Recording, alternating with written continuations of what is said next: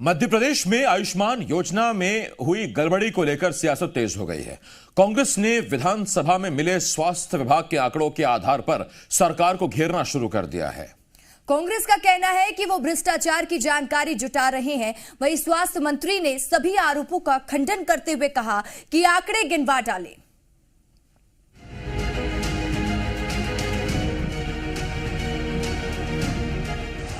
MP के 154 अस्पतालों में फर्जीवाड़ा।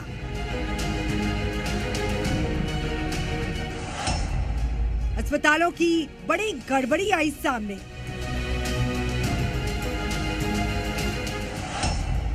आयुष्मान योजना के तहत किया गया भ्रष्टाचार।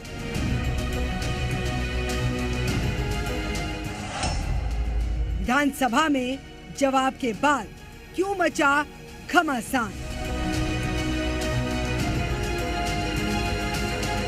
मध्य प्रदेश में आयुष्मान योजना में हुई गड़बड़ी को लेकर सियासत तेज हो गई है। विधानसभा में सरकार की ओर से लिखित जवाब देने के बाद कांग्रेस हमलावर नजर आ रही है। कांग्रेसी विधायक जयवर्धन सिंह ने विधानसभा में मिले स्वास्थ्य विभाग के आंकड़ों के आधार पर आरोप लगाया कि कोरोना काल में आयुष्मान योजना के पैसों को लेकर जमकर भ्रष्टाचार हुआ है। कि ऐसे अनेक अस्पताल हैं जो केवल नाम के अस्पताल थे, फर्जीवाड़ा हुआ है, जो दलाल भाजपा के हैं। कांग्रेस के आरोपों को सरकार के मंत्रियों ने निराधार बताया है। चिकित्सा शिक्षा मंत्री विश्वास सारंग ने कांग्रेस के आरोपों को तथ्यहीन बताते हुए कहा कि अगर कहीं भी गड़बड़ी हुई है तो सरकार ने उसको पकड़ा है। बीजेपी सरकार में सभी व्यवस्थाएं दुरुस्त हैं। देखिए, हमारी सरकार में हर व्यवस्था चुस्त दुरुस्त है और कहीं भी कोई दिक्कत आती है तो उसके खिलाफ कार्रवाई भी होती है। मामले पर स्वास्थ्य मंत्री प्रभुराम चौधरी का भी बयान सामने आया है। आयुष्मान में मध्य प्रदेश में इतना काम हो रहा है और ये तो आरोप है निराधार है, इतना काम मध्य प्रदेश में हुआ। स्वास्थ्य मंत्री का आरोपों पर जवाब। योजना के तहत 22 लाख मरीजों का हुआ इलाज। काम के लिए केंद्र की अथॉरिटी ने किया सम्मानित। योजना के तहत दिया जा रहा है मुफ्त इलाज।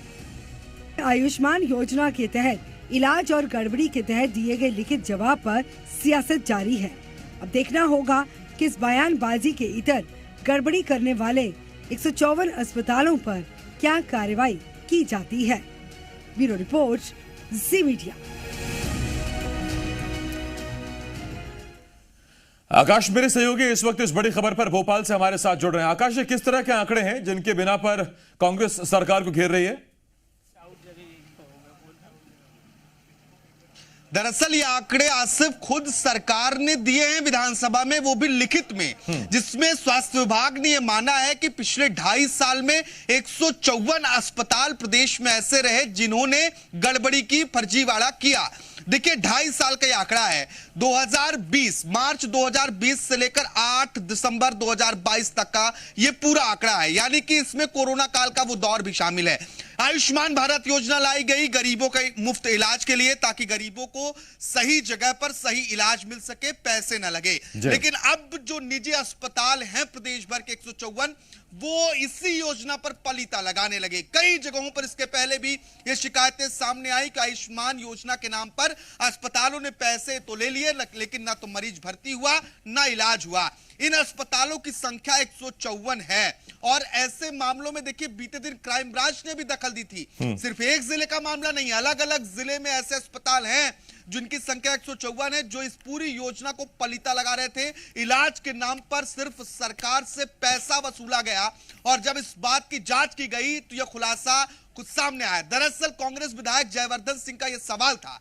उन्होंने ये पूछा था कि अस्पतालों को 2.5 साल में कितने पैसे दिए गए और क्या इसमें कोई गड़बड़ी है, अगर गड़बड़ी है तो क्या कार्रवाई की गई। इसी सवाल के जवाब में स्वास्थ्य विभाग की ओर से लिखा गया कि 154 अस्पतालों में अनियमितताएं, गड़बड़ियां पाई गई और यह बात भी सामने आई कि 16,000 करोड़ रुपए से ज्यादा की राशि मरीजों के इलाज पर पिछले 2.5 साल में खर्च किए गए और इस राशि के भीतर 5 लाख से ज्यादा मरीजों का इलाज किया गया। बड़ा सवाल यह है कि ऐसे अस्पताल फर्जीवाड़ा करते रहे लेकिन लंबे वक्त तक स्वास्थ्य विभाग के अधिकारियों के कान में जू तक नहीं रेंगी, उन्हें भनक तक नहीं लगी।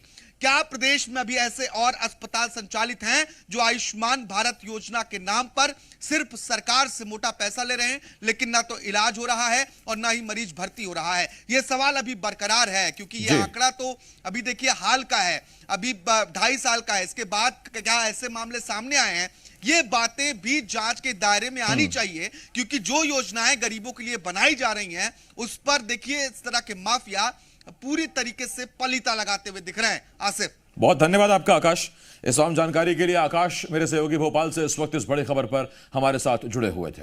खबरों में बने रहने के लिए आप हमारे फेसबुक, ट्विटर और इंस्टाग्राम पेज को फॉलो कर सकते हैं। लेटेस्ट अपडेट के लिए आप हमारे यूट्यूब चैनल को सब्सक्राइब भी कर सकते हैं और हाँ, बेल आइकन पर क्लिक करना ना भूलें।